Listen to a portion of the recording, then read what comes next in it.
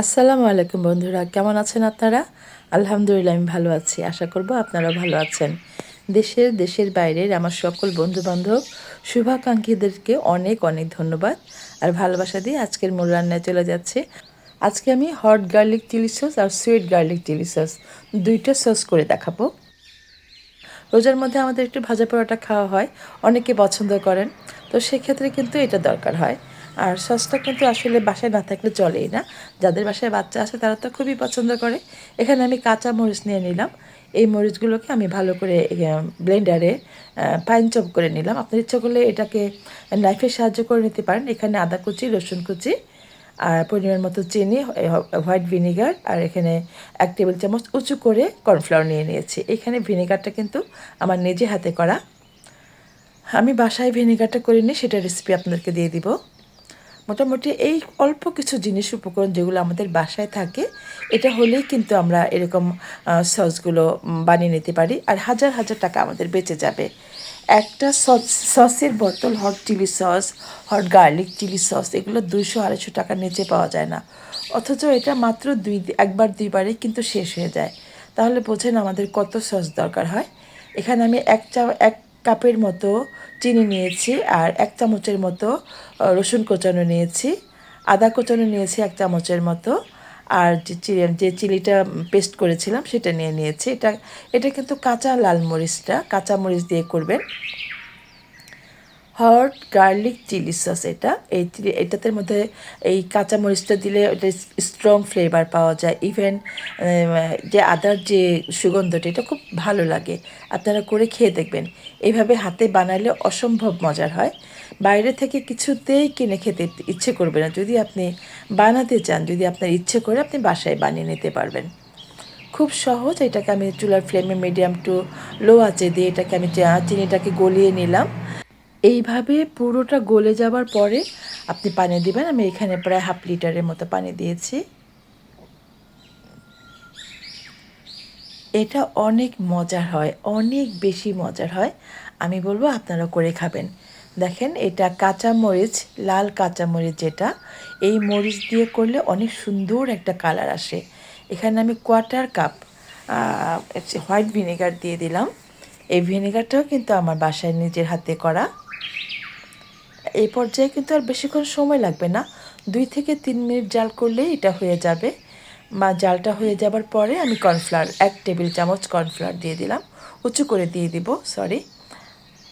এই পর্যায়ে দেখেন কিন্তু চিনি গলে গেছে। সব কিছু একসাথে মিক্সড হয়ে গেলে সুন্দর একটা ফ্লেভার পাওয়া যায়। আর এখানে আমি কর্নফ্লাওয়ারটা দিয়ে দিলাম, দেখেন, দিয়ে এটাকে নাড়তে থাকবেন। যখন একটু ঘন ঘন হয়ে যাবে তারপর এটাকে নামিয়ে নেবেন।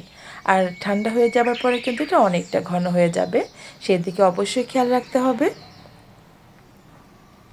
আমার কিন্তু জাল করা শেষ, আমি চুলার ফ্লেমটা অফ করে দিয়েছি। আর দেখেন এই পর্যায়ে কত সুন্দর, নিজের হাতে বানানো। এই রকম সস বাসায় বানাতে পারলে কেউ কি কিনে খায়? আমি তো খাবো না, এত মজার হয়েছে। এটা আমি নামিয়ে নিলাম। এখানে আমি প্যানের মধ্যে আবার, ওটা আমি একটা বলের মধ্যে ঢেলে রেখেছি। এই প্যানের মধ্যেই আমি আবার এক কাপের মতো চিনি দিয়ে দিলাম আর 2 কাপ বা 3 কাপের মতো পানি দিব। পানিটা পরিমাণ মতো বুঝে দিবেন। আর চিনিটা কী পরিমাণ চিনি খাবেন, কতটুকু মিষ্টি খাবেন সেটা বুঝেই কিন্তু আপনারা করবেন এটা। নিজের স্বাদ মতো চিনি দিবেন। অনেক সময় বাজার থেকে কিনতে গেলে দেখা যায় ওরা এটা অনেক বেশি মিষ্টি থাকে, অত মিষ্টি হলে ভালো লাগে না। এই পর্যায়ে চিনিটা দিয়ে গলানোর পর্যন্ত আমি অপেক্ষা করব। গলে যাবার পরে আমি বাসায় চিলি ফ্লেক্স করে রেখেছিলাম, এখানে লবণ দিব পরিমাণ মতো, অবশ্যই লবণ দিতে হবে। আর একটু আমি এইটাতে একটু টেস্টিং সল্ট ইউজ করেছি, সেটা স্কিপ করে গেছে, আপনার ইচ্ছে করলে দিতে পারেন। আর এই চিলি ফ্লেক্সটা আমার বাসায় করা ছিল, এটা আমি 1 টেবিল চামচের মতো চিলি ফ্লেক্স দিয়ে দিলাম। এই পর্যায়ে কিন্তু যে মরিচের যে বিচিগুলো, দানাগুলো, এগুলো কিন্তু একটু বেশি থাকলে ভালোই লাগে, সেদিকে অবশ্যই খেয়াল রাখবেন। এখানে একটু কোচানো করে, একেবারে কোচানো করে একটু আদা দিলাম, এটা আমার দিতে ভালো লাগে, আমি দিলাম, আপনার ইচ্ছে করলে স্কিপ করতে পারেন। একটু মিশিয়ে নিলে সুগন্ধ পাওয়া যায়। আদার রসও দিতে পারেন, যদি আপনি আদা দিতে না চান, যে আদা দেখতে কেমন লাগবে, তাহলে আদার রস দিয়ে দিতে পারবেন। আর এখানেও আমি কোয়ার্টার কাপের মতো হোয়াইট ভিনেগার দিলাম। এটা যখন বলক চলে আসবে বেশিক্ষণ সময় লাগে না, মাত্র 5 থেকে 7 মিনিটের মধ্যে কিন্তু এই সসটা বানানো হয়ে যাবে। বলক আসার পরে আমি এখানেও আবার 1 টেবিল চামচ উঁচু করে কর্নফ্লাওয়ারগুলি এটার মধ্যে দিয়ে দিব। এখানে আমি 1 টেবিল চামচ উঁচু করে কর্নফ্লাওয়ার নিয়েছি আর 4 টেবিল চামচের মতো পানি নিয়েছি, এটা গুলিয়ে নিলাম আর অল্প অল্প করে দিয়ে দিব। একটু দিয়ে আমি এটাকে নেড়ে চেড়ে দেখব এটা কতটুকু ঘনত্ব হচ্ছে, সেটা খেয়াল করে অবশ্যই দিবেন, একবারে দিয়ে দিবেন না, তাহলে থকথকে ঘন হয়ে যাবে। কতটুকু লাগে সেটা পরিমাণ বুঝে দিবেন। তবে আমি যে মেজারমেন্ট নিয়েছি সেটা কিন্তু একেবারেই ঠিকঠাক ছিল, বেশি ঘন হয়ে যায়নি। আমি 1 টেবিল চামচ উঁচু করে কর্নফ্লাওয়ার নিয়েছি আর 4 টেবিল চামচের মতো পানি নিয়েছি, অর্থাৎ হাফ কাপ পানি নিয়েছি। আমি মিশিয়ে নিলাম। আমি এবারে বাকিটুকু যা ছিল সবটুকু দিয়ে দিলাম, ব্যাস হয়ে গেল। এখন হয়তো বেশ বড় জোর 1.5 থেকে 2 মিনিটের মতো আমি জাল করব, বেশিক্ষণ জাল করার দরকার নেই। দেখেন কী পরিমাণ একটা কালার চলে আসছে, ঘন হয়ে গেছে। আমার এটা কিন্তু হয়ে গেছে আমার সসটা। দেখেন খুব দ্রুত সময়ে আমি 2টা সস করে নিলাম।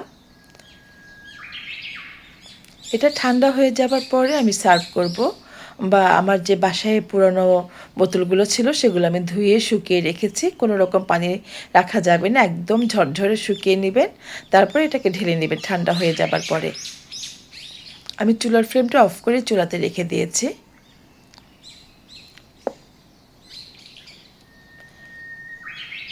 এইরকম একটা পর্যায়ে দেখতে কিন্তু খুবই ভালো লাগে, কত সুন্দর হয়েছে। এখানে দেখেন আমি এটা ঠান্ডা করে তারপর সার্ভ করে নিলাম, কতটা সুন্দর হয়েছে। এইভাবে বাসায় কিন্তু আপনারা sauce, hot chili sauce, sweet chili সসগুলো আপনারা করে নিতে পারেন, খুবই মজার, অনেক টেস্টি হয়। এভাবে সস সবসময় বাসায় করে খাবেন, কিনতে হবে না, অনেক টাকা বেঁচে যাবে। খুব অল্প সময় 5 থেকে 7 মিনিটের মধ্যেই কিন্তু এই সসগুলো খুব দ্রুত করে নিতে পারবেন। এই বোতলটা কিন্তু আমার আগের করা ছিল, আর এগুলো আমার পুরোনো বোতল ছিল, সেগুলো আমি ধুয়ে নিয়েছি। এখন বোঝেন কী পরিমাণ সস খেতে হতো আগে। একসময় সস খেতে খুবই পছন্দ করতাম, কিনতে পছন্দ করতাম, আর সেটা এখন আমি নিজেই করে খাই, আমার এত ভালো লাগে। তো বন্ধুরা, যারা এতক্ষণ আমার ভিডিও দেখলেন, আপনারা সবাই আমার ভিডিওটা কেমন ছিল অবশ্যই একটু কমেন্ট করে বলবেন। ভালো লাগলে লাইক কমেন্ট করে চ্যানেলের পাশে থাকবেন, একটু সাবস্ক্রাইব করে দিবেন। অনলাইনে অনেক ভিডিও, সবসময় ভিডিও পাওয়া যায় না, ভালো লাগলে শেয়ার করে রাখবেন ফ্রেন্ডস অ্যান্ড ফ্যামিলির সাথে। কতটা মজা হয়েছে, এখনও কিন্তু একটু কুসুম গরম আছে, এটা যখন একেবারেই ঠান্ডা হয়ে যাবে আর একটু জমে যাবে, আর তখন খেতে দারুণ লাগবে। ফাইনাল লুকটা দেখেন, আমি এই পাশে রেখেছি হট গার্লিক চিলি সসটা, এখানে রেখেছি সুইট গার্লিক চিলি সসটা। অনেক মজার হয়েছে, ভীষণ ভালো লেগেছে আমার, আমি নিজেই প্লিজড হয়ে গেছি। আশা করব আপনারাও করে খাবেন আর আমাকে ছোট্ট করে কমেন্ট করে বলবেন আজকের রেসিপিটা আমার কেমন ছিল। এটা কিন্তু রোজার মধ্যে আপনারা করে খেতে পারেন, ভাজা পোড়া আমাদের সবারই খাওয়া হয়, একটু খাবারের বৈচিত্র্য আনার জন্য এরকম সস বাসায় করে নেওয়া যেতেই পারে, তাই না? একেবারেই সহজ, আমি বলবো আপনারা সবাই ট্রাই করে দেখবেন। এভাবে বাসায় বানিয়ে খেলে কে যায় কিনে খেতে বলেন? আমি তো কিনে খাবো না। তো যারা পাশে ছিলেন সবাইকে অনেক অনেক দোয়া আর ভালোবাসা জানাচ্ছি। ফিরে আসবো নতুন কোনো ভিডিও, নতুন কোনো রেসিপি নিয়ে। সেই পর্যন্ত সবাই ভালো থাকেন। সবাইকে অনেক অনেক দোয়া দিয়ে আজকের মতো বিদায় নিচ্ছি আমি মিনা। সবাই ভালো থাকেন, সহি সালামতে থাকেন। আল্লাহ হাফিজ।